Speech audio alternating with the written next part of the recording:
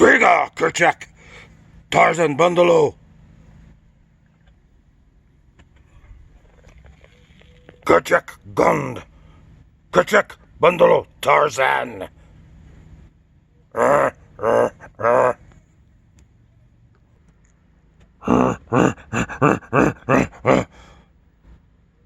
Dando Kerchak Dando Kriga Tarzan Bundalo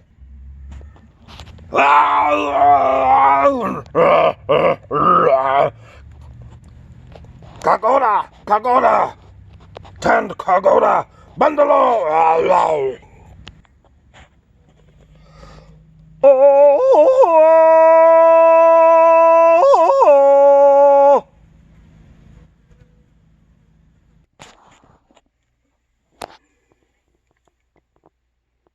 Bizarre Brain Comics.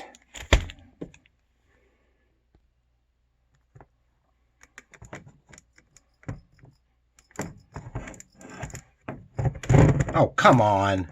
There we go.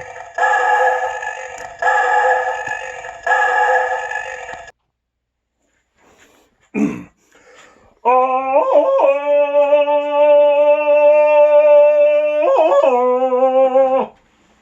Goa. Greetings. Greetings. Gary here for Bizarre Brain Comics, where we like to talk about, break down comic books, comic history, talk about them as art and literature. And today, that's what we're going to do. And I bet you can't tell the character we're going to talk about today. Well, today we're going to talk about this little book right here. This is a hardback version of Tarzan of the Apes by Edgar Rice Burroughs, but it adapted and drawn by Byrne Hogarthe. This is a graphic novel from before the term was ever coined. This book was published in 1970, and it was intended to be a two-book set. So this covers just the first half of, or a little over half, of Tarzan of the Apes by Edgar Rice Burroughs. Now, I'll tell you about Edgar Rice Burroughs. Of course, he's best known for having created Tarzan. He was born in 1875 in Chicago. And he grew up, as everybody does. He for a couple of years, he went to a military school. Either flunked out, or dropped out. This is a military high school. And he spent about 2 years in Arizona in, I think it was the late 80s, possibly early 90s, 1890s, as a cowboy. So that later, when he wrote Westerns, those were the ones that rang the truest. He had to do the least amount of outside research to do, because he had already lived the experience. He had several occupations through his life, and none of which he was overly successful at. Then in the 1910s, he started writing, and his the first novel that he wrote, then was titled Under the Moons of Mars, was serialized in a pulp magazine. And that got a hard in my throat. And that was his entree. It was the very first John Carter of Mars story. And that's probably what he's his second best known character is John Carter.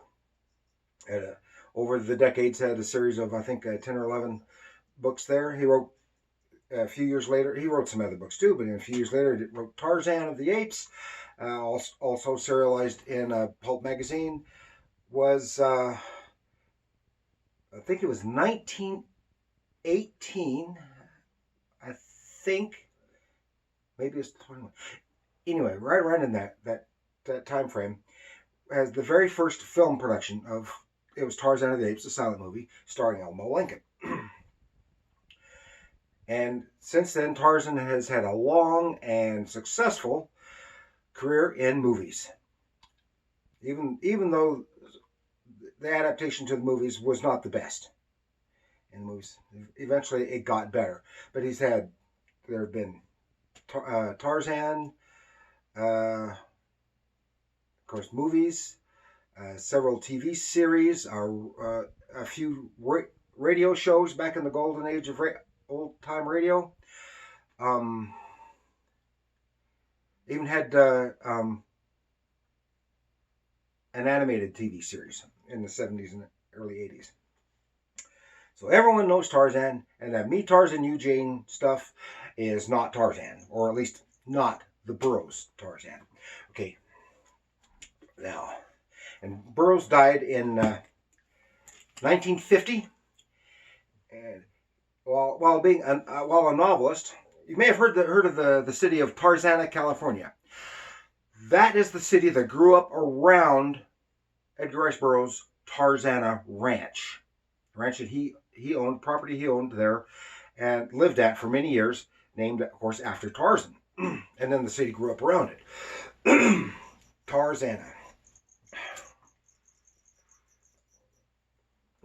During World War II, he also worked. He wasn't a soldier. He was an old man then. He worked as a correspondent, a news correspondent, in the Pacific Theater, I think it was. And several of his Tarzan novels were set in that theater, or a few of them anyway. His Tarzan fought in both World Wars, and he was still a young man. Okay. Byrne Hogarthe, from 1911 to 1996. He was a great artist. He was born in Chicago and was admitted to the Art Institute of Chicago at the age of 12. His later education included Northwestern University and Columbia University in New York City. He worked as an assistant at the Associated Editors Syndicate doing illustrations. Then for several years worked as an advertising artist and editor. And at the beginning of the 1930s, he started working on comic strips, such as the pirate-themed strip Pieces of Eight for King Features. Then in 1936, he got onto the Tarzan comic strip, which had been started by Hal Foster. Great artist. We'll talk about him another time. He also, Hal Foster, probably better known today as the creator of Prince Valiant.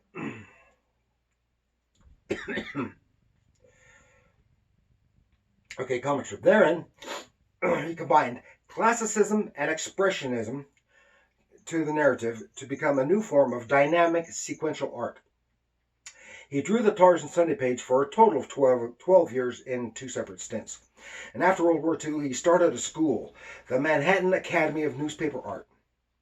Then it became the Cartoonists and Illustrators School, and then the School of Visual Arts. He retired from that school in 1970, but continued teaching elsewhere for years, and he wrote many books on drawing and illustrating primarily the human figure. And he did this graphic novel. So, let's take a look at the great art of great character, because Tarzan of the Apes. Oh,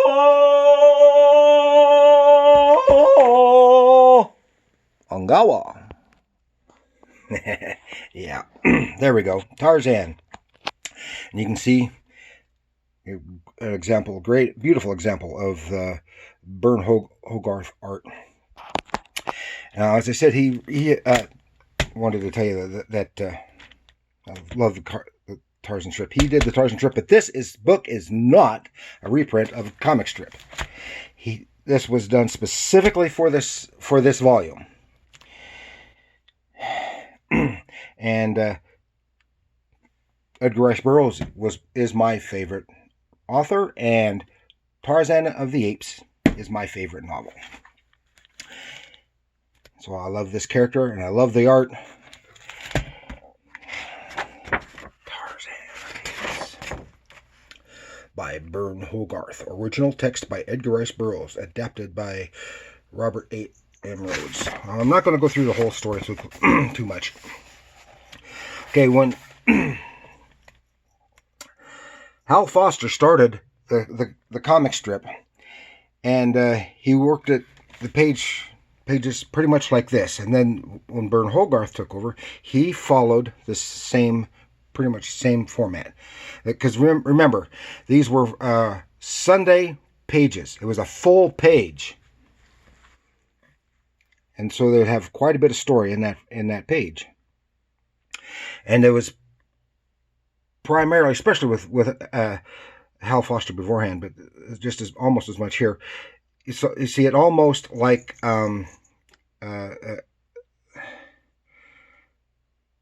theatrical staging of the pictures. You don't see too much of the way of close-ups. There's one, but not extreme close-ups, and you see everything from further away. Well, that's pretty much. This is how Hogarth worked initially, just like Hal Foster. But then, within a few years, it got more action, more dynamic, even though here it still shows the same layout. Now, I'll come over here and show you this. This is a reprint from the strip. I'll just open it to any old page, and you can see right there how both his artistic style and his page layout had evolved.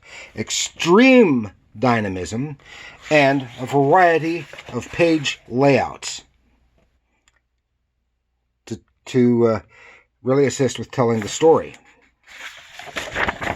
Okay, and you can see how well this is, and very dynamic. And this was undoubtedly a big influence on a lot of artists for comic books later.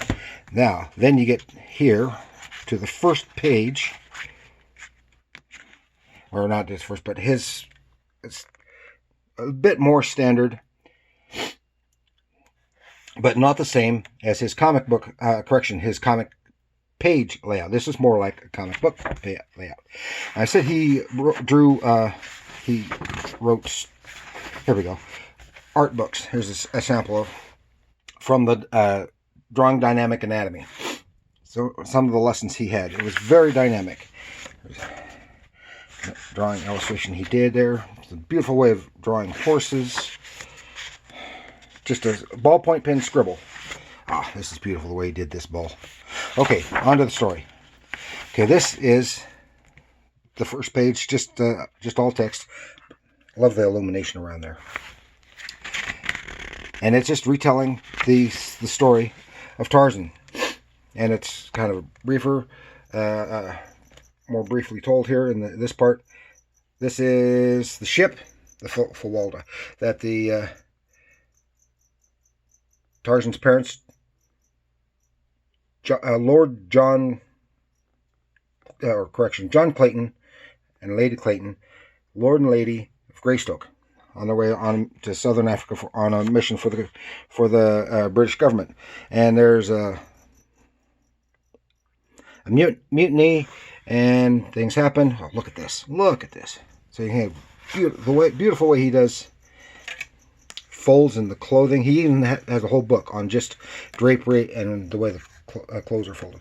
Even in a static shot like that, it just reeks of power and dynamism. Oh, look at that! Black Michael's beating the crap out of that foul captain. Okay, then there's a mutiny. Oh, look at this one. That as a splash page. You can see how the layout, the way that whole image flows. You can see the ball right here with the lines on it, the way the figures kind of line up, and then this mast sail boom right there brings your eye right down to this figure, and then takes you right into the text. Oh, it's beautiful. It looks like this may have been colored combination with watercolors. Yeah, probably watercolors, and maybe some markers. Hand colored, beautiful colors. And anyway, in the result, I'm just going to skip. Oh, beautiful characters right there. Oh, look, I can't say enough. Look at this. The battle on the ship. Oh, those figures, the dynamism.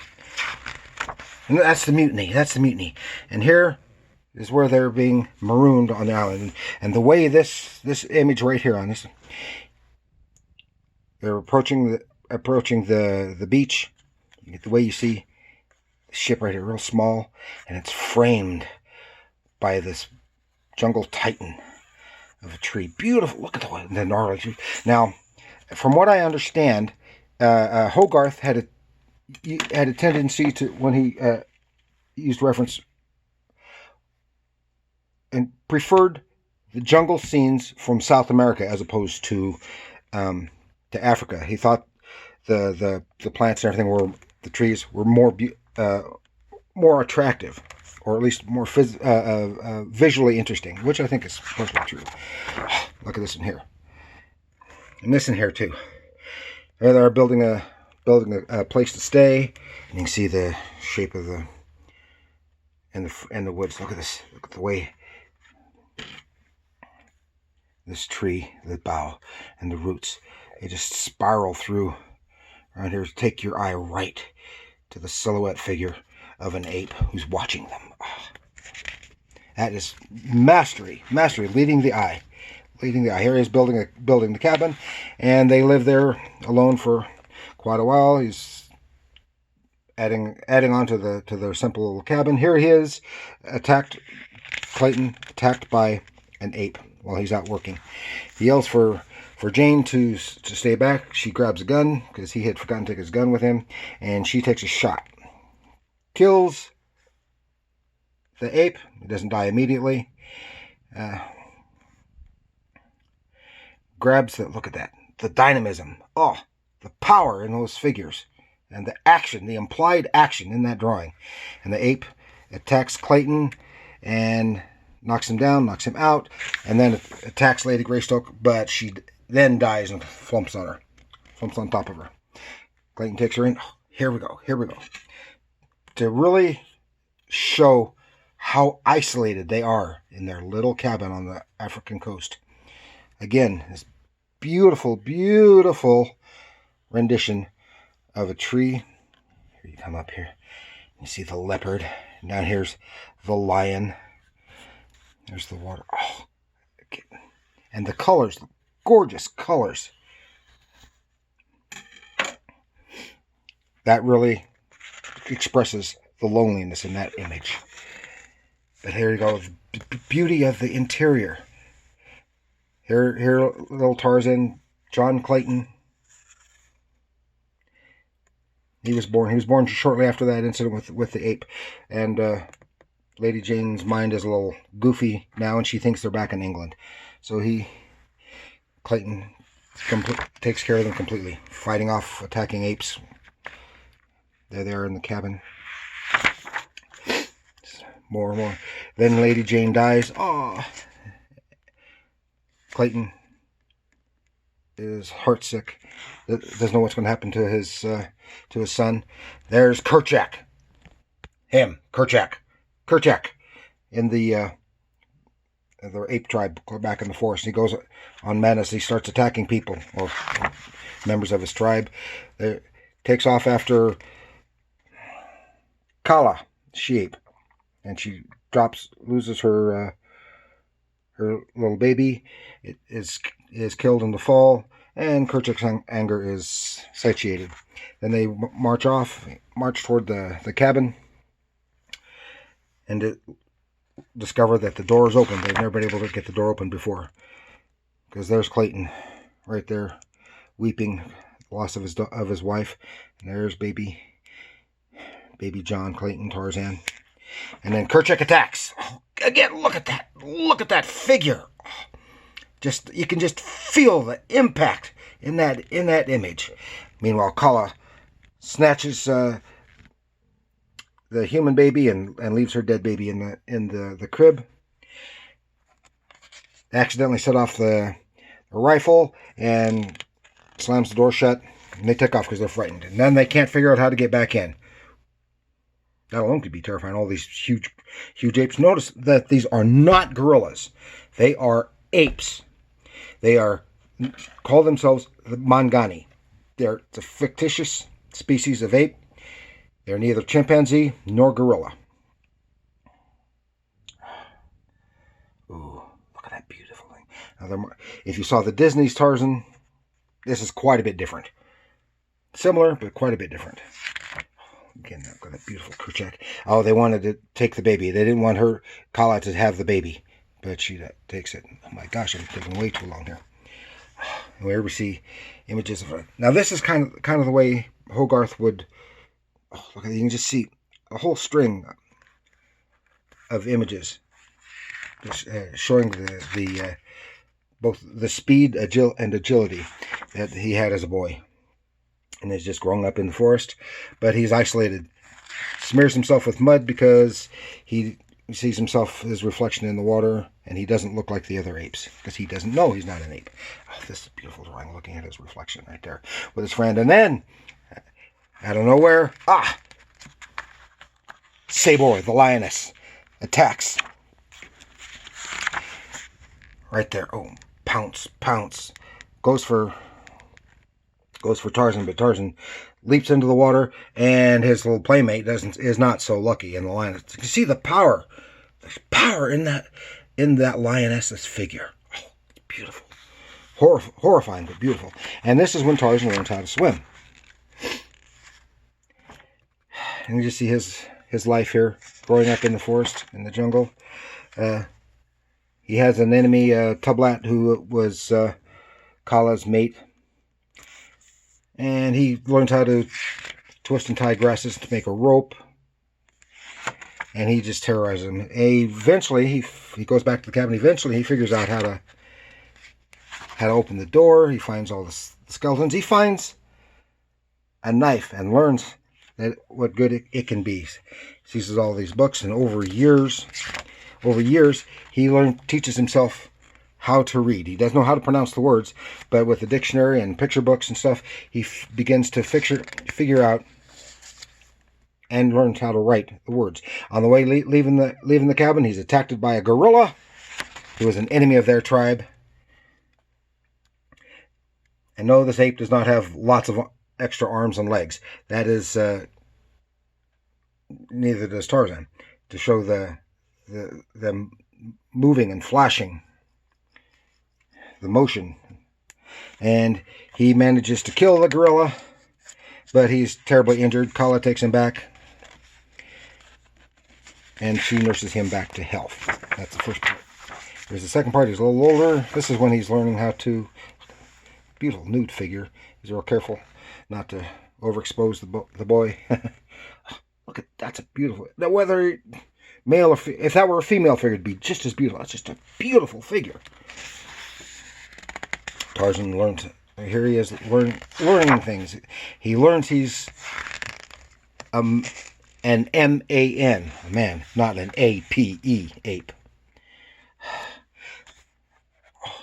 Here we are learning about they have the dum-dum, dance the dum-dum. There's been a death of a, look at that. They have an earthen drum, they pound that, beat that, and they dance around it at night. And then they tear the flesh of a killed enemy and share it. Here's Tublat taking off after Tarzan because he didn't like the fact that he got too big, such a large piece. And then they fight. Oh, look at this. Yes. What can I say? The sheer beauty of it. Another one. Look at this one. And this is him giving throat to the victory cry of the bull ape after having killed an enemy. The end of Tublat. And he continues to grow. Here is the deluge, a terrible rainstorm. Oh, how beautiful that is! Something as terrible as that. The beauty he draws in the jungle, and hunting. He's just learning and growing. Now, there's where we find out about his friend Tantor, the elephant. Now he spots black men, which he has never seen before, entering this area of the jungle. And they come and they build a village. And here, the sad part, this is Kala, Tarzan's foster mother, and Kalonga, the son of Chief Mbonga, and he kills Kala, Tarzan's foster mother. If you saw the movie Greystoke from the mid-'80s, you'll remember that. Well, that ticks him off. Here he is in anguish over the loss of his mother, as anyone would. And he takes off after Kalonga. He watches him, stalks him, learns about the bow and arrow.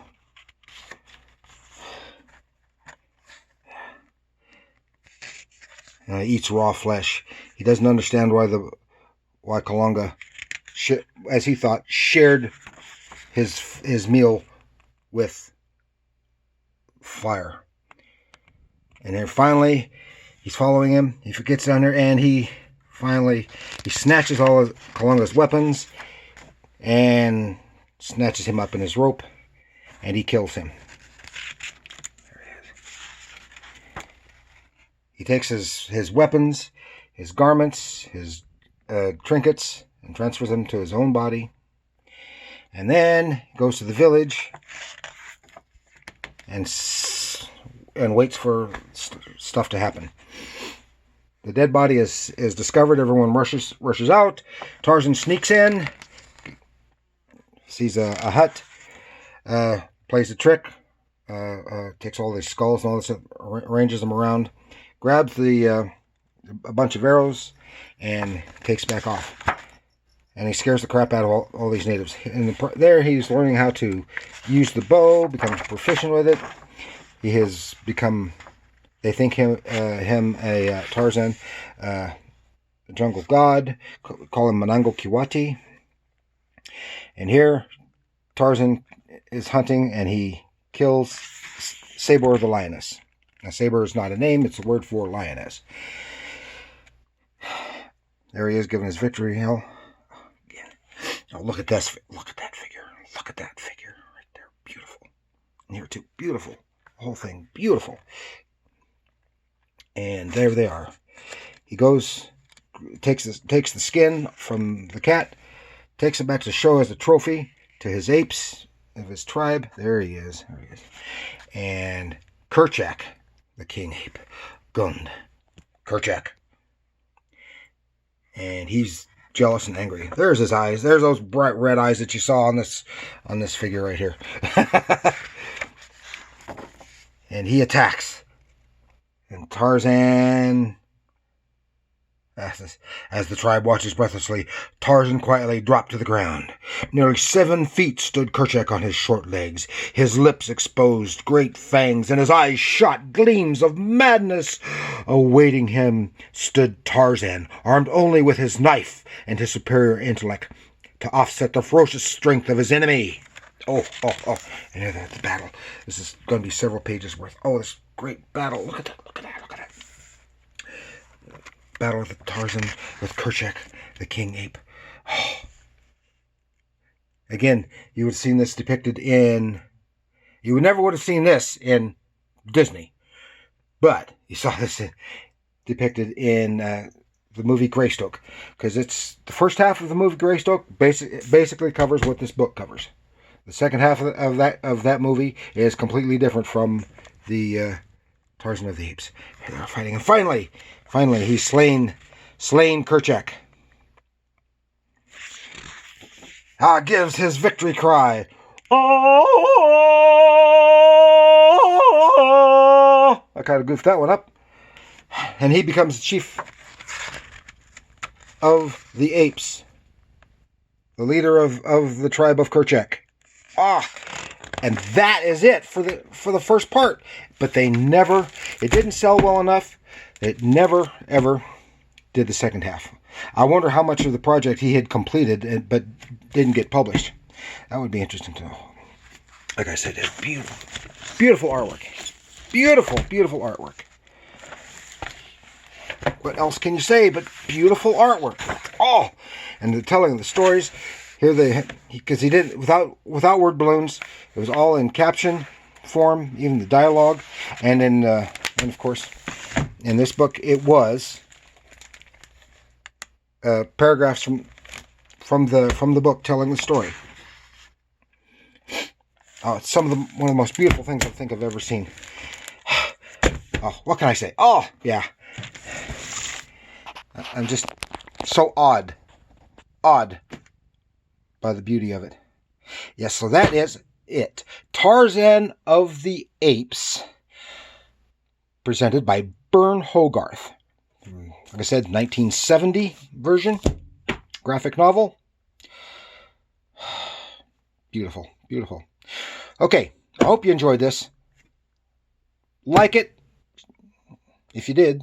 Share it if you have any comic book friends, any friends who like Tarzan, the Tarzan comic strips, comic books, or the Tarzan movies. Please share it with them. And remember, comics are art. Oh. Oh. Oh.